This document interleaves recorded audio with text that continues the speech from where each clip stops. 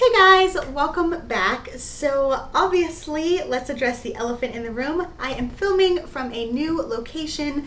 If you saw my most recent weekend vlog, you'll know that I did a little mini makeover to my office, and so I wanted to kind of see what it felt like to film in here. So yeah, what do you guys think? Let me know in the comments. Unfortunately, I did have to use artificial light just because it decided to rain outside and it's really dark out. Regardless, let's hop into the entire point of this video.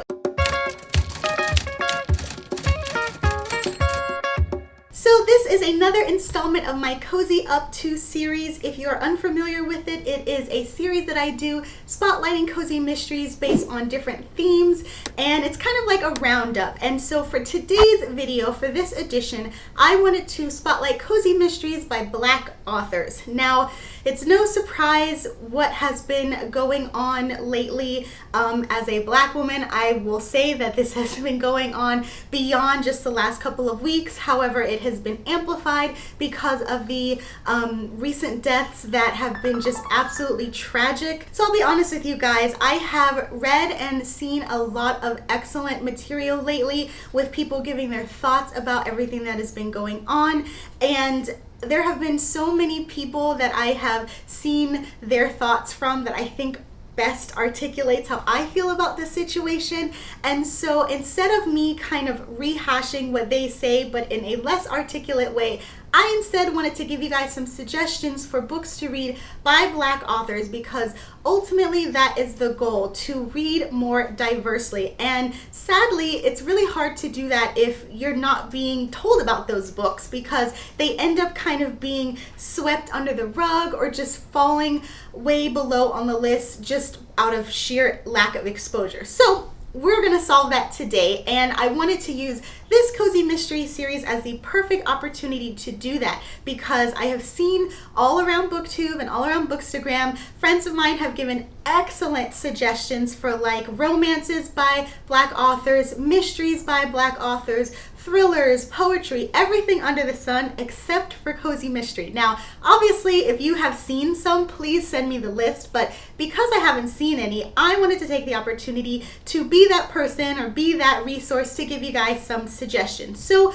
without further ado, let's dive in. So I wanted to start this list off with what I believe to be the most popular one is, and it's popular for a reason because it is an excellent series, and that is the #1 Ladies Detective Agency by Alexander McCall Smith. This one is set in Botswana, and it features a woman named Precious. She is our main heroine, the female detective, and the first book actually spotlights a few different cases that she is responsible for. The first one, I believe, is about a missing husband. She has to track down a con man, but there's one case in particular about a missing child that really tugs at her heart.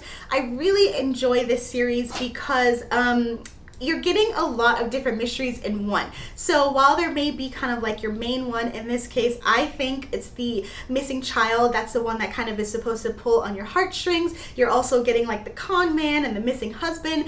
And like I said, it is set in Botswana, and so I am a sucker, as you guys know, for different location and cozy mysteries altogether. And so to read about a place that I have never been to, that always adds an extra element for me, and why I definitely recommend this one for you guys. And I mentioned earlier that it's very popular, and it's so popular, in fact, that it actually was an HBO special. Was it HBO? I think so. It's been a while since I watched it, but if you read the first one and you enjoy it, I highly recommend watching the mini-series to accompany it, because Jill Scott plays our main heroine, and she is fantastic as her. I read the first book way before I saw the mini-sode, and so I don't remember exactly how I was picturing our main character. However, that doesn't matter, because once you see Jill Scott portraying Precious, I mean, you can't help but think of her as that character. So next up we have The Plot is Murder by V.M. Burns. This one is book 1 in the Mystery Bookshop series, and you guys already know that I love cozy mysteries that have a bookish theme, whether that's being set in a bookshop, or the person is a writer, or they're a librarian, or whatever. So this book actually has a couple of those bookish tropes, which I am totally here for. So it features our main heroine, Samantha. Samantha is about to open her first mystery bookshop, which has been a lifelong dream of hers. And in tandem, she's writing a cozy mystery, actually, which is like perfect. It's like cozy mystery inception. But anyway, so someone actually ends up murdered in her shop, and naturally she is suspect number one, because not only is it her shop that they were found in, but according to the police, she should know something about killing people because she's a mystery writer. So she has no choice but to get involved if she wants to clear her name, and I am all here for it. I think the book is set in Michigan, if I'm not mistaken, somewhere in the northern states, but regardless, the bookshop location is enough to sell me. I cannot say this enough, you guys. I adore books that have a bookish theme, and this one seems right up my alley. Not only is it bookish, it deals with mystery books, it deals with cozy mysteries. I mean, what is there not to love? So if you also like books that have that bookish trope, definitely check this one out. Like I said, it is the first book in the series. It may or may not have recently come out, I don't remember, but I absolutely adore it, and I cannot wait for the rest of the series. Next up, we have Sex, Murder, and a Double Latte by Kyra Davis, and this is part of her Sophie Cat series. This is book 1, and I'll be honest, I haven't read this one yet, but oh man, when I was doing research for this and I saw this book, I realized it has been on my TBR forever, guys. Like, let's not even talk about how long my TBR is, so much so that I forget about the books that I've added to it. But regardless, I am super excited about this one now that I have kind of rediscovered it, so I'm bumping it up to the top of my TBR. So our main heroine, Sophie, is a thriller writer, and one of her friends, who is a filmmaker, I believe, ends up being murdered. But the way that he's murdered, it is very similar to one of the scenes from his movies, and so she thinks that there is a copycat killer on the loose, and she wants to investigate it for a couple of reasons. One, it's her friend, so she's invested, and then two, the police don't believe her that there is a copycat on the loose and that these murders have anything to do with the film scene that was reenacted. So this one sounds right up my alley. They all sound right up my alley, if I'm being honest, which is why I'm recommending them to you. But I really like this idea because, again, I'm not even going to touch on the fact that she's a thriller writer, and you guys know I like bookish themed things, but I think it's also interesting to have the concept of a copycat killer. It actually reminds me of this episode of Bones. Now, granted, this deals with a filmmaker being brutally murdered in a way that is similar from his movies, but this episode of Bones that I'm talking about, there was a copycat killer who was reenacting murder scenes from a book. But regardless, any kind of like molding your murder after fiction, I think, is a really interesting concept, and I'm interested to see the kind of like, not fun, but cozy mystery twist on it, because naturally cozy mysteries are not like overly gory or explicit, and so I'm really interested to see how the author kind of conveys this dark tone in a cozy mystery. On top of that, let's take a moment to appreciate how adorable the covers are. You guys know I love me some good cozy mystery titles and bright covers, and this has both of them. Next up, we have Tyora Moody's Deep Fried Trouble. This is part of her Eugenia Patterson series, and the best way that I could describe this is kind of like Murder, She Wrote meets a little down south cooking. Now, bear with me here as I kind of explain my rationale. Our main heroine, Eugenia, is an older woman. She's widowed, she's retired, much like my girl Angela Lansbury, aka Jessica Fletcher, and the book starts off, at least this first book starts off, with one of her neighbors dying, and unfortunately Eugenia's daughter is the suspect, and obviously Eugenia knows that her daughter didn't do it, but her daughter fled the scene, and it's up to Eugenia not only to find her daughter but to clear her name. Another reason that it's giving me Murder, She Wrote vibes is because she is accompanied by her friend Amos.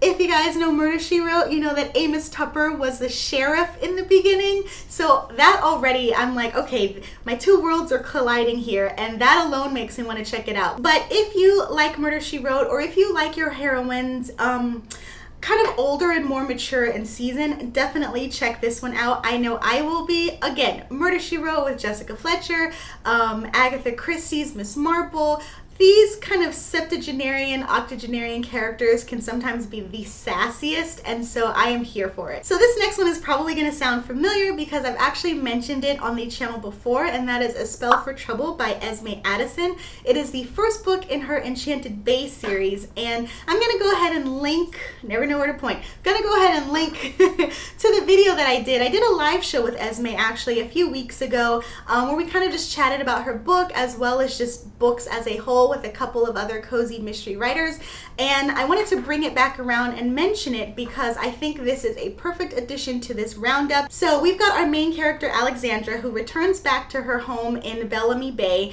and she hasn't been there for a while because part of her family is estranged. So when she returns, she is kind of not only learning about this side of her family that she didn't really know, but she's also contending with town gossip around her family. Again, she had no idea about this. As far as what the gossip is, I don't want to give too much away, but I will just say mermaids. As far as the setting, like I said, it is set in Bellamy Bay, and in addition to that, it is set in an apothecary, which I think is very interesting. Again, y'all know how I feel about my cozy mysteries and settings, and the fact that it's set in an apothecary I think is something that's interesting that you don't really see a lot in cozy mysteries.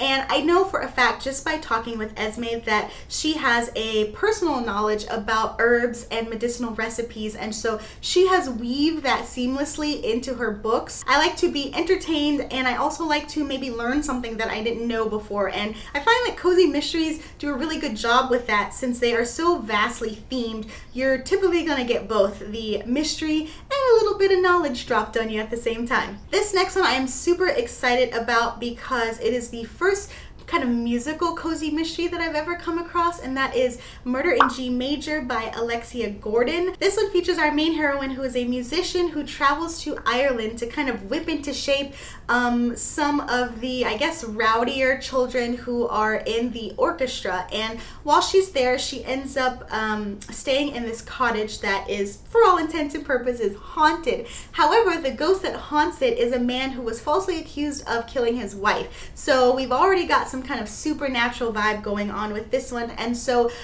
this spirit essentially asks our main character to help exonerate him so that he can rest in peace, which I think is so interesting. Now, obviously I haven't read the book yet, but I'm curious to know how they're going to do this cozy mystery, just because the murder, at least the one that's advertised in the book, has already taken place, and our suspect, for all intents and purposes, is not corporeal. They're dead. They're long gone. So I'm interested to see the take on that and kind of what her impetus is for helping this spirit, as opposed to, I don't know, just moving out of the house and going to stay somewhere else. But regardless, like I said, it is one of the first, if not the only, kind of music themed cozy mystery that I've stumbled on, and so that alone, it makes me interested in seeing this. Additionally, we've got, again, some great exotic location going on. She is in Ireland. I think this is set in the Irish countryside, so there's got to be like that lush rolling hills, just